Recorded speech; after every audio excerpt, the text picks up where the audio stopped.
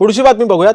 सौरभ सोनवणेला अटक करून आम्हाला न्याय द्या, मयत विलास घुले यांचे बंधू रमेश घुलेंनी ही मागणी केली आहे। सुषमा विलास घुलेंचा आत्महत्येचा सुद्धा प्रयत्न करण्यात आलेला होता। सुषमा घुलेंवरती आयसीयू मध्ये सध्या उपचार सुरू आहेत।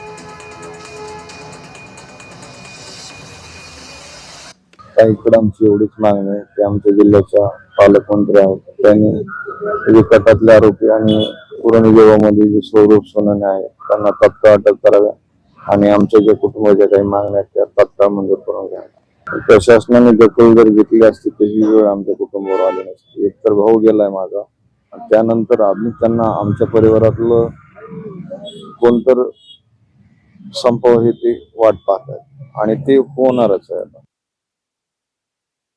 कीटकनाशक पदार्थ सेवन केल्यामुळे आपले सिव्हिल हॉस्पिटलमध्ये ऍडमिट झालेले आहेत।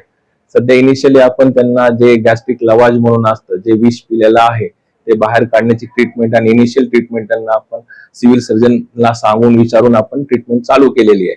सध्या त्यांची कंडिशन स्टेबल आहे। सध्या पण त्यांना 24 आवर आपण औषध घेतल्यानंतर आयसीयू मध्ये ऍडमिट करतो आणि त्या पुढची ट्रीटमेंट आपण आयसीयू मध्ये देण्यात येईल तिथं।